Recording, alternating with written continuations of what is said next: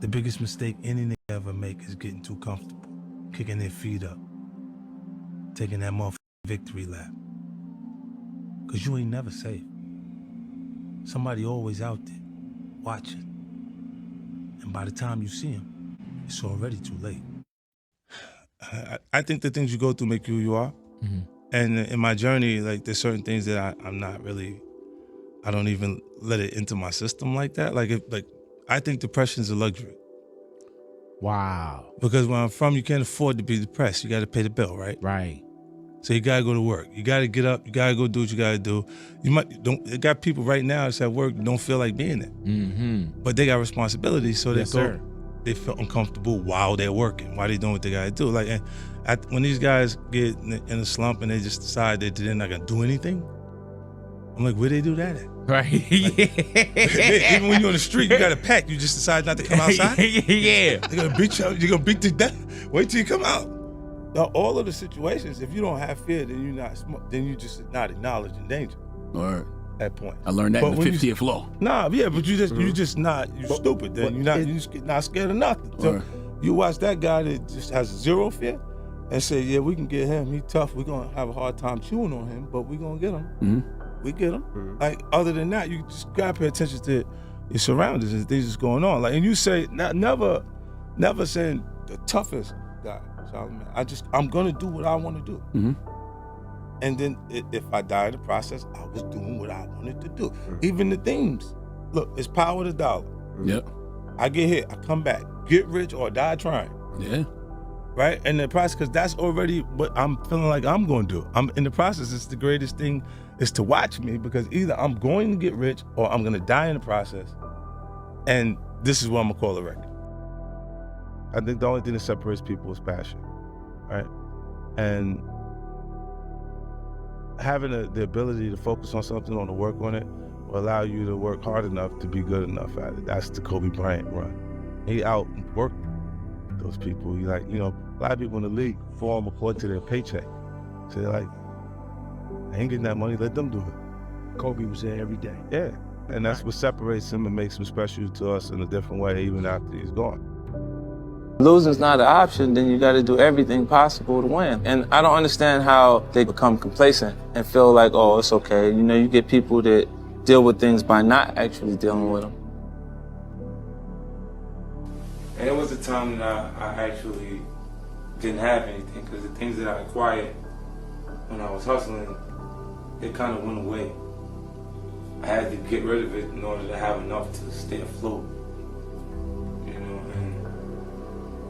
Things don't happen when you want them to happen all the time. It happens when it's supposed to happen. When God has a plan for you to actually be successful, it'll happen for you. So you got to be persistent, consistent, work. I didn't have a plan B. I said it absolutely has to work.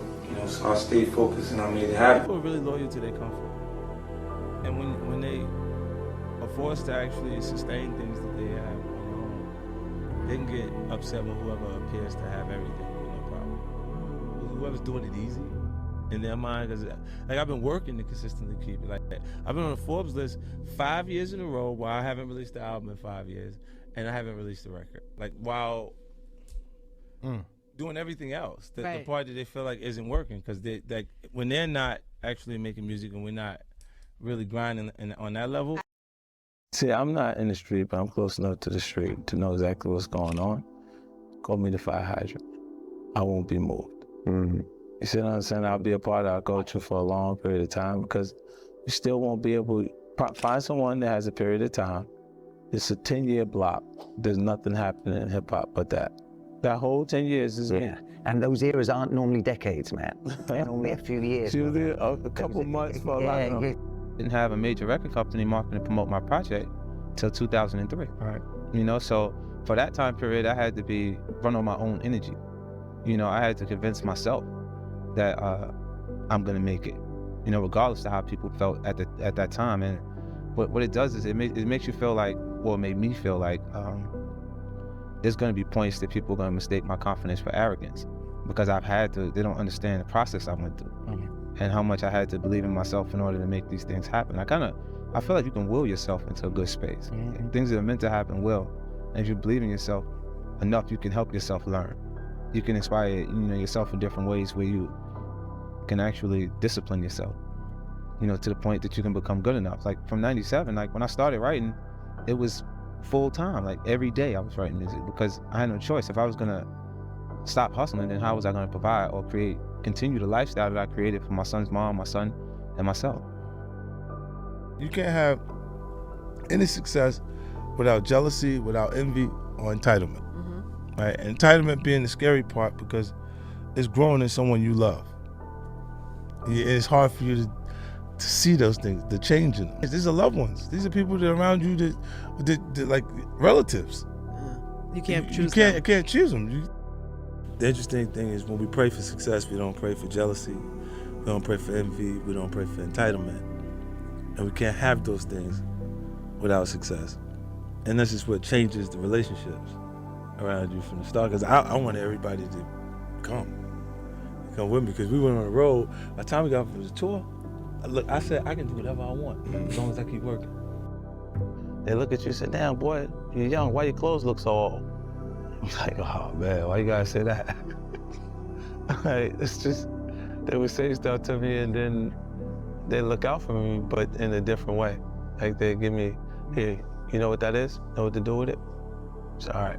Anybody bother you, tell them I'll get it to you. And there's some guys that were big enough in the neighborhood for them not to whoop me for selling, so it kind of got me started early. I was like hustling since I was like 12. Look at this. I didn't have cars or nothing like that at that point because this was the first run. I didn't have anything. Right.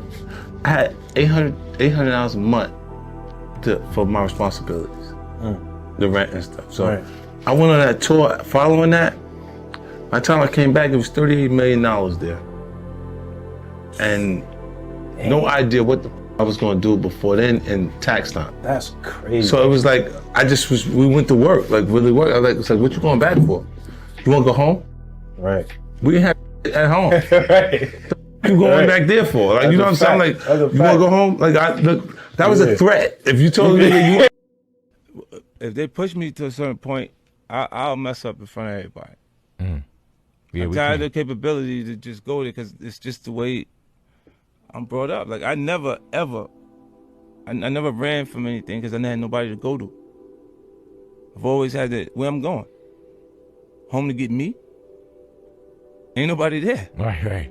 You know what I'm saying? Like, so I've always been in a situation where I'm forced to deal with it myself, so. I associated everything good with my mom. And when she went away, all the nice things went away. So I would see, the nice cars, clothes, jewelry, different things, and they would appear to have everything from my perspective at that point. And it kind of led me into the same lifestyle that she was actually in. And I started hustling too, because they'd ask, like, what's the matter with your shoes? And not realize that there's no one there to buy those shoes anymore. They buy your shoes the first time, and then when they get tired of feeding you fish, because after we eat the fish, we hungry again. They give you a paw. Ain't no school for this shit. You gotta be smart enough to pick up the information as you go. I was crazy enough to believe what the fuck I was saying gonna happen was gonna happen. And that's why I was persistent enough and consistent enough to exist now. My grandfather told me, you don't get as far as the you talk to for no reason. You'll be successful as the that you talk to for no reason. What I mean is, if you spending your day talking to a nigga and got nothing going on, what the fuck kind of information could he offer you? Can he help you learn something? Can he teach you something in the conversation? As I grow older, the one thing that becomes clearer to me each and every day is that I don't owe anyone a thing, and neither do you. I've seen a lot of people pollute their potential after sipping from the well of entitlement. This is certainly true of many of the people I've been associated with over the years, even my own son. What they need to understand is that you should never feel like the world owes you anything. It doesn't. You must accept that it's all on you. That might seem like a very cynical way to view the world, but I would argue that it's actually liberating. You can only feel betrayal when you feel like you're owed something from someone. You can only feel resentment when you had expectations for assistance. When you accept that it's all on you, only then can you finally be free to focus 100% on being the best version of yourself.